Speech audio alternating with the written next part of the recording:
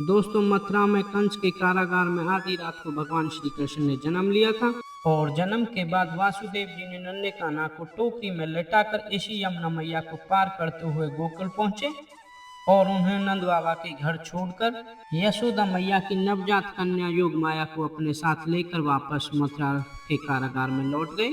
और इसके बाद यहीं गोकुल की पावन धरती से बाल कृष्ण की अद्भुत लीलाओं की शुरुआत हुई। दोस्तों, नंद बाबा और माता यशोदा के आंगन में पले बड़े गोपाल ने यहीं अपने बचपन की अनगिनत लीलाएं की थी। तो दोस्तों, आज की इस वीडियो में मैं आपको गोकुल के उन्हीं प्रसिद्ध मंदिरों और पवित्र स्थानों के दर्शन कराने के साथ साथ उनसे जुड़ी महत्वपूर्ण जानकारी भी देने वाला हूं, तो वीडियो में बने रहिएगा। तो चलिए वीडियो को शुरू करते हैं और सबसे पहले चलते हैं नंद भवन के दर्शन करने। दोस्तों, जैसे हम नंद भवन की तरफ आगे बढ़ते हैं तो आपको यहाँ सबसे पहले ठकरानी घाट के दर्शन होंगे। आप ठकरानी घाट के दर्शन कीजिए।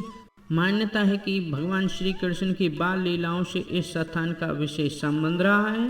तो दोस्तों, आप जब भी कभी गोकुल आएँ तो ठकरानी घाट के दर्शन जरूर करें और यमुना मैया का आशीर्वाद प्राप्त करें।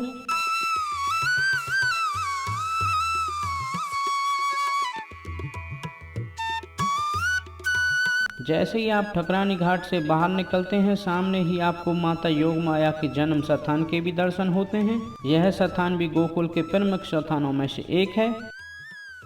दोस्तों, अब हम पहुंच चुके हैं गोकुल के प्रसिद्ध नंद भवन। तो चलिए मंदिर के अंदर चलते हैं और आपको दर्शन करवाते हैं और मंदिर से रिलेटेड जानकारी शेयर करते हैं। दोस्तों, ऐसी मान्यता है कि भगवान श्री कृष्ण ने अपने बचपन का समय नंद बाबा और माता यशोदा के स्नेह में यहीं गोकुल के इस नंद भवन में बिताया था।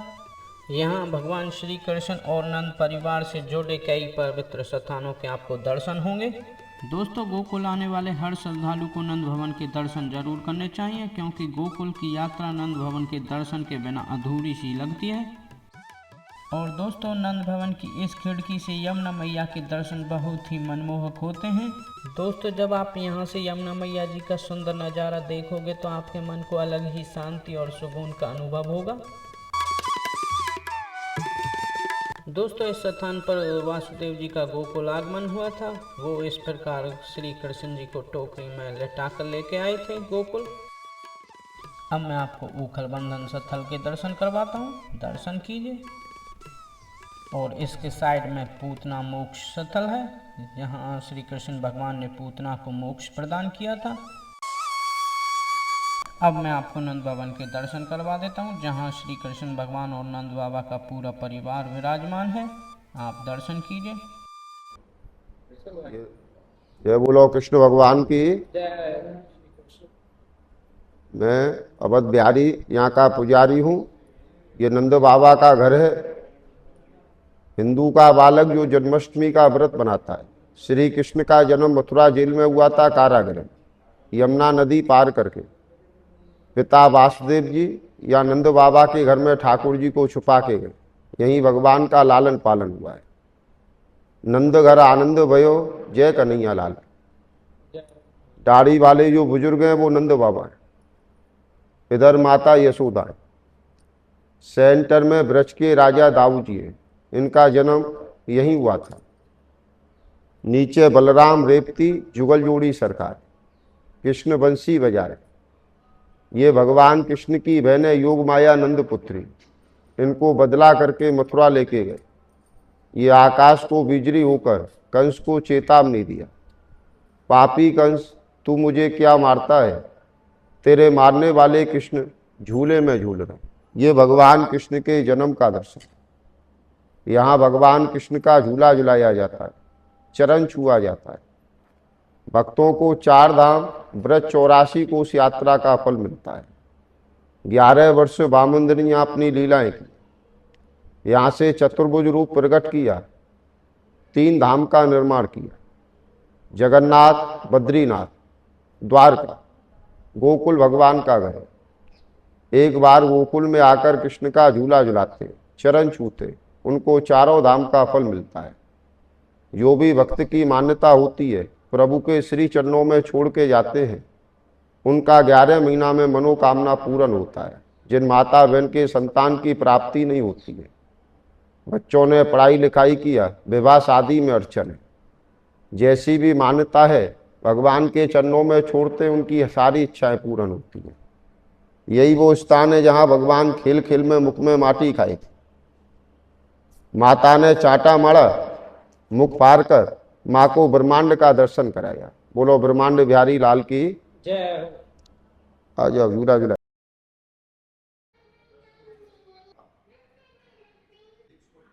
दोस्तों, नंद भवन के दर्शन करने के पश्चात जैसे ही हम गोकुल की इन पावन गलियों से आगे बढ़ते हैं, थोड़ी ही दूरी पर हम पहुंच जाएंगे भगवान श्री कृष्ण के बड़े भाई बलराम जी के जन्म स्थान पर। तो चलिए अब बलराम जी के जन्म स्थान के भी दर्शन कर लेते हैं।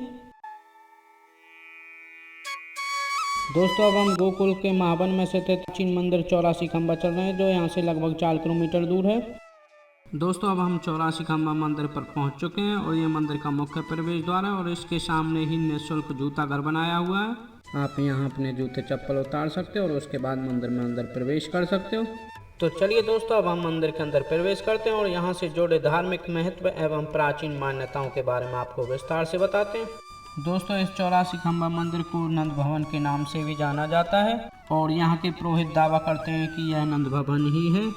इसी स्थान पर नंद बाबा का निवास स्थान था और बाल गोपाल श्री कृष्ण ने मैया यशोदा और नंद बाबा के स्नेह से अपने बचपन का समय यहीं बिताया था। इस मंदिर के परिसर में और भी छोटे छोटे मंदिर बनाए हुए हैं जिनके आप दर्शन कर सकते हो। अब हम आपको मंदिर के गर्भगृह में लेके चलते हैं और वहाँ पे दर्शन करवाते हैं। दोस्तों, जैसे ही आप मंदिर के अंदर प्रवेश करते हो, सबसे पहले आपको ये खंबे ही दिखाई देते हैं जो भक्तों का ध्यान अपनी ओर आकर्षित करते हैं और इन खंभों की संख्या 84 है, इसलिए इन्हें 84 खंबा मंदिर के नाम से भी जाना जाता है। और दोस्तों, सबसे बड़ी बात यह है कि जब भी इन खंभों को कोई गिनने का प्रयास करता है तो उसकी काउंटिंग हर बार अलग पाती है, 84 कभी बैठती नहीं है। आप जितनी बार गिनने का प्रयास करोगे आपकी काउंटिंग हर बार अलग बैठती है, कभी ऊपर कभी नीचे 84 से। और दोस्तों, हिंदू धर्म में मान्यताओं में 84 लाख योनियों का उल्लेख मिलता है। इसी कारण 84 खंभों को भी श्रद्धालु जीवन और मरण के चक्र से जुड़े हुए आध्यात्मिक प्रतीक के रूप में देखते हैं। ऐसा माना जाता है कि जो भी श्रद्धालु यहाँ सच्चे मन और पूरी श्रद्धा के साथ दर्शन करता है उसे 84 लाख योनियों के बंधन से मुक्ति प्राप्त होती है। दोस्तों, इस मंदिर के परिसर में आपको भगवान श्री कृष्ण और नंद बाबा के परिवार के अलावा भी और भी देवी देवताओं के दर्शन करने को प्राप्त होंगे। आप उनके भी दर्शन कर सकते हो और यहाँ पे भोले बाबा भी विराजमान हैं, आप उनके भी दर्शन कीजिए। और जैसे ही आप मंदिर में दर्शन करने के पश्चात बाहर की साइड में निकलते हो, यहाँ पे भी आपका भोले बाबा की तपोभूमि और इधर साइड में भगवान श्री कृष्ण की ऊखल बंधन लीला के दर्शन होंगे, आपको वहाँ भी दर्शन कीजिए। दोस्तों, अब हम चिंताहरण महादेव मंदिर चलते हैं। यहाँ से लगभग 2.5 किलोमीटर चिंताहरण महादेव मंदिर है और मंदिर के बाहर से ही आपको ऑटो ई रिक्शा मिल जाता है जो 20 रुपये चार्ज करता है अपना, और आपको चिंताहरण महादेव मंदिर के गेट के सामने ही उतारता है। दोस्तों, ये चिंताहरण महादेव मंदिर का मुख्य प्रवेश द्वार है और प्रवेश द्वार के सामने ही आपको यहाँ से प्रसाद और फूल और जलाभिषेक के लिए बाल्टी मिल जाती है जिसका चार्ज ये 50 रुपये लेते हैं। और इसके बाद अब हम मंदिर में प्रवेश करेंगे। लेकिन दोस्तों, क्या आप जानते हैं कि भगवान शिव को यहाँ चिंताहरण महादेव क्यों कहा जाता है? इसके पीछे भी भगवान श्री कृष्ण की बाल लीला से जुड़ी एक बेहद सुंदर मान्यता है। कहा जाता है कि बालपन में श्री कृष्ण भगवान ने मिट्टी खा ली थी। जब माता यशोदा ने कान्हा का मुंह खुलवाया तो उन्होंने भगवान के मुख के अंदर पूरे ब्रह्मांड के दर्शन हो गए। यह देखकर माता यशोदा बहुत चिंतित हो गई। इसी समस्या का समाधान करने के लिए भगवान शिव ने यहाँ दर्शन दिए। दोस्तों, ऐसा कहा जाता है कि भगवान शिव ने माता यशोदा की चिंता को यही दूर किया था। इसी वजह से यहाँ भगवान शिव को चिंताहरण महादेव के रूप में पूजा जाता है।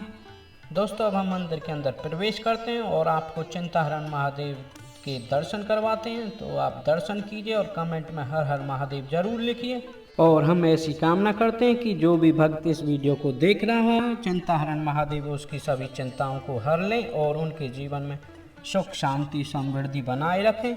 दोस्तों अब मैं आपको चिंताहरण महादेव के दर्शन करवाता हूँ, आप दर्शन कीजिए।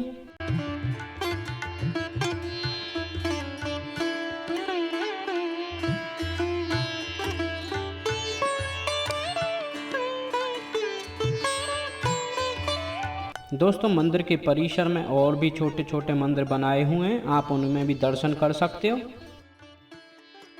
दोस्तों मंदिर में दर्शन करने के पश्चात आप यहाँ यमुना मैया में नौका विहार का आनंद ले सकते हैं और यमुना मैया के पावन जल में भ्रमण करने का आनंद प्राप्त कर सकते हैं। दोस्तों नौका विहार का यहाँ चार्ज 50 रुपये पर पर्सन है।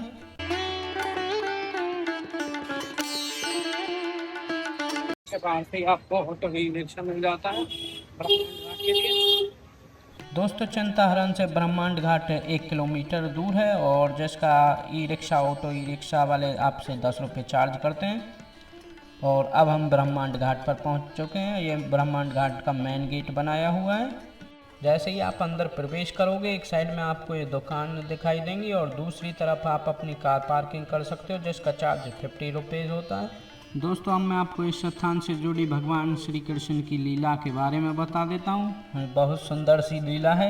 दोस्तों ऐसा कहा जाता है कि एक दिन बाल कृष्ण अपने सखाओं के साथ यहाँ पे खेल रहे थे। उसी दौरान उन्होंने थोड़ी सी मिट्टी खा ली और कृष्ण भगवान के सखाओं ने जाकर माता यशोदा से उनकी शिकायत कर दी। माता यशोदा ने जब श्री कृष्ण से पूछा कि तुमने मिट्टी खाई है तो बाल कृष्ण ने मना कर दिया, लेकिन माता यशोदा को विश्वास नहीं हुआ और उन्होंने कान्हा से कहा कि अपना मुख खोल कर दिखाओ। तो दोस्तों जैसे ही बाल कृष्ण ने अपना मुख खोला माता यशोदा को जो दृश्य दिखाई दिया उसे देखकर माता आश्चर्यचकित रह गई और मूर्छित हो गई। दोस्तों आप सोच रहे होंगे ऐसा कान्हा के मुख में उन्होंने क्या देख लिया। उन्होंने कान्हा के मुख में मिट्टी ही नहीं बल्कि पूरा ब्रह्मांड दिखाई दिया। आकाश, पृथ्वी, पर्वत, सूर्य, चंद्रमा, तारे और समस्त चर अचर जगत। दोस्तों इसी अद्भुत ब्रह्मांड दर्शन की लीला से इस स्थान का संबंध माना जाता है और इसी वजह से यह स्थान ब्रह्मांड घाट के नाम से प्रसिद्ध हुआ। दोस्तों अगर आप भी गोकुल की यात्रा पर आ रहे हो तो ब्रह्मांड घाट को अपनी इस यात्रा में जरूर शामिल करें और कमेंट बॉक्स में राधे राधे लिखें। दोस्तों आप ब्रह्मांड घाट पर भी नौका विहार का आनंद ले सकते हैं और जिसका चार्ज यहाँ पर भी 50 रुपीज़ पर पर्सन होगा। दोस्तों अगर आपने अभी तक हमारा वीडियो लाइक नहीं किया है तो वीडियो को लाइक ज़रूर कीजिए। और दोस्तों आप हमारे चैनल पर मथुरा की संपूर्ण यात्रा और नंदगांव एवं बरसाने की भी संपूर्ण यात्रा के वीडियो देख सकते हैं। दोस्तों अब हम चलते हैं अपने नेक्स्ट पड़ाव की तरफ, रमन रेती। यहाँ से रमन रेती लगभग 3 किलोमीटर है और आप हमारे साथ अंत तक वीडियो में बने रहिएगा क्योंकि आखिर में मैं आपको बताऊंगा कि गोकुल की यात्रा कैसे और कहां से शुरू करें ताकि आप बिना किसी परेशानी के गोकुल यात्रा कर सकें। ब्रह्मांड घाट से आपको बाहर से ही ऑटो ई रिक्शा मिल जाते हैं रमन रेती के लिए और उसका पर पर्सन चार्ज 20 रुपये होता है। तो चलो रमन रेती के लिए चलते हैं और आपको वहाँ पे दर्शन करवाते हैं। दोस्तों अब हम पहुँच चुके हैं गोकुल के बेहद प्रसिद्ध और पावन स्थान रमन रेती धाम पर और ये रमन रेती का मुख्य प्रवेश द्वार है और इधर साइड में हिरन पार्क बनाया हुआ है। इस पार्क के अंदर आपको हिरन के अलावा भी और भी जीव जंतु देखने को मिलेंगे।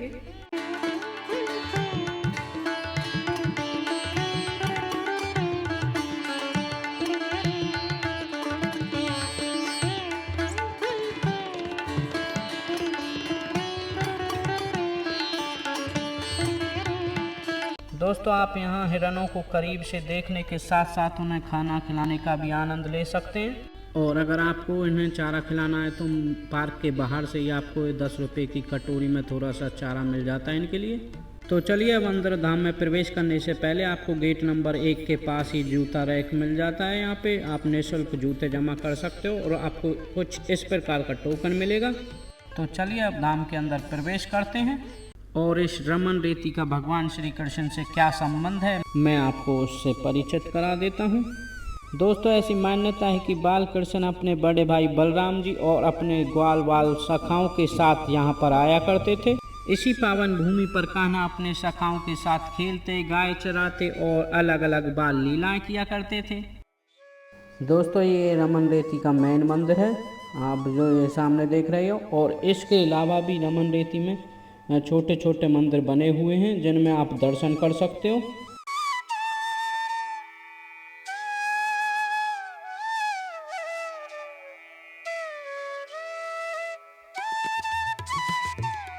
चलिए दोस्तों, अब मैं आपको इस धाम के मुख्य मंदिर में दर्शन करवा देता हूँ। और यहाँ पर आपको श्रद्धालुओं की काफ़ी भीड़ दिखाई देती है और चारों तरफ राधे राधे की मधुर आवाज़ गूंजती रहती है।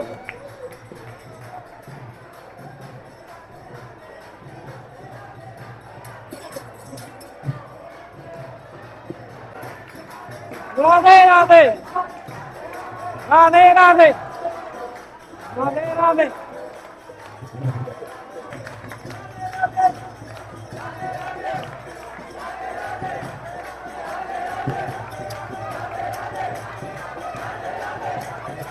राधे राधे। अब मैं आपको गर्भगृह के दर्शन करवाता हूँ, जहाँ पर राधा रानी और कृष्ण भगवान जी विराजमान हैं। आप दर्शन कीजिए और प्रेम से बोलिए राधे राधे।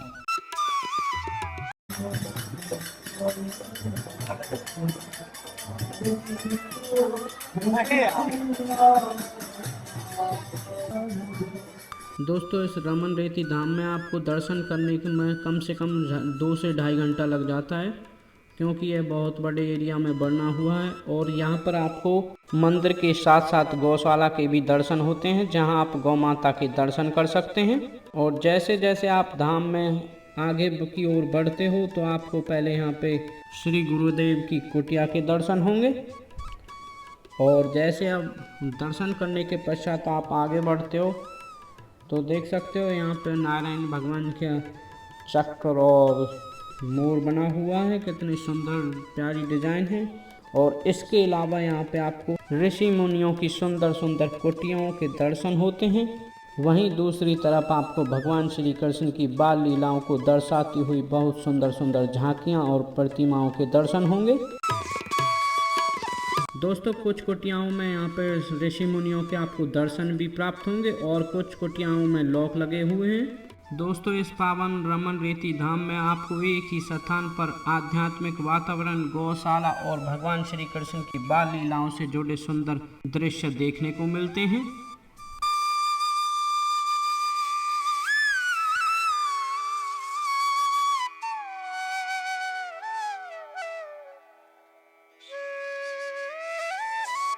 दोस्तों, यहाँ की सबसे खास चीज रमन रेती की यह पवित्र रज है। यहाँ रेती में खेलने में अलग ही मजा है। माना जाता है यहीं श्री कृष्ण भगवान और बलदाऊ अपने बाल सखाओं के साथ खेलते थे। और इसी कारण यहाँ आने वाले सभी भक्त इसी रेती में खेलते हैं, चाहे वो बड़ा हो या बच्चा, सभी यहाँ पे छोटे बच्चे की तरह खेलते रहते हैं और भगवान श्री कृष्ण के प्रति अपनी श्रद्धा प्रकट करते हैं। देख सकते हो सभी भक्त मस्ती में झूम रहे हैं और यहाँ पे खेल रहे हैं।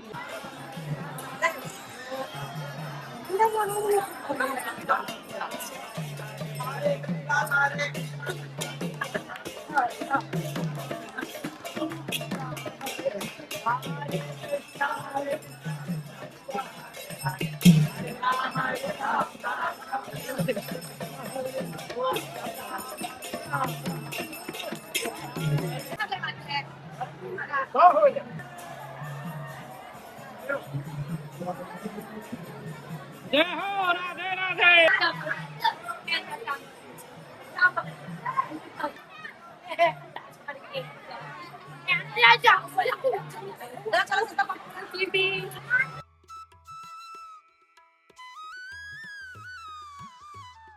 दोस्तों, अगर आप कभी गोकुल आते हो तो इस स्थान पे आना ना भूलें। तो इस स्थान पे जरूर आए, यहाँ का अलग ही मजा है और यहाँ पे रेत में खेलने में भी अलग ही मजा आता है।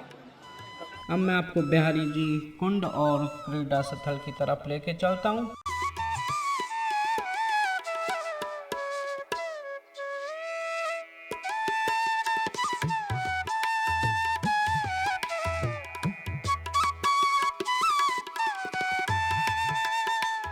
दोस्तों, अब हम श्री रमन बिहारी क्रीड़ा स्थल पर पहुंच चुके हैं, तो आपको मैं क्रीड़ा स्थल के दर्शन करवाता हूं।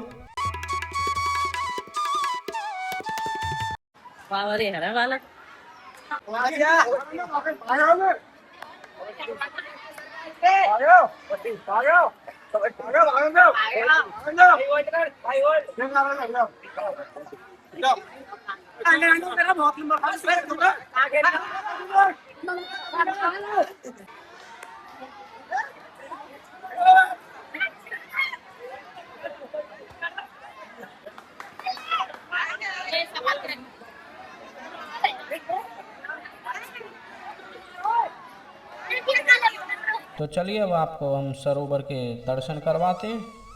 जैसे ही आप सरोवर की तरफ बढ़ते हो तो आपको बुद्धा जी के दर्शन होंगे। आप बुद्धा जी के दर्शन कीजिए।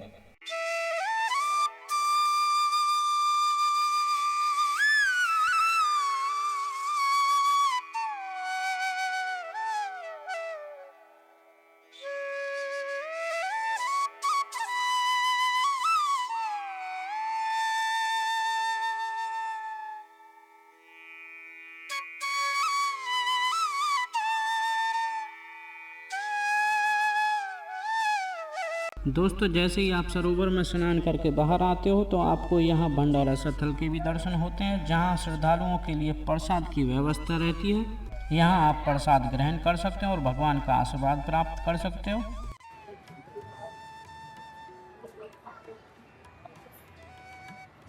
भैया भंडारा कब से स्टार्ट होता है? सुबह 5 बजे से और 12-1 बजे तक चलता है।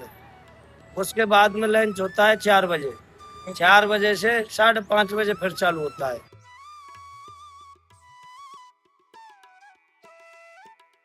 दोस्तों अगर आप गोकुल की यात्रा पर आ रहे हो तो इस रूट को आप अपनी यात्रा में शामिल कर सकते हैं। दोस्तों जैसे ही आप रमन रेती ग्राम से एग्जिट करते हो उसके सामने ही आपको कार पार्किंग की सुविधा है, आप वहाँ अपनी गाड़ी कार पार्क कर सकते हो। दोस्तों अगर आपको हमारा यह वीडियो पसंद आया हो तो वीडियो को लाइक कीजिए और चैनल को सब्सक्राइब कीजिए। राधे राधे, जय श्री कृष्णा।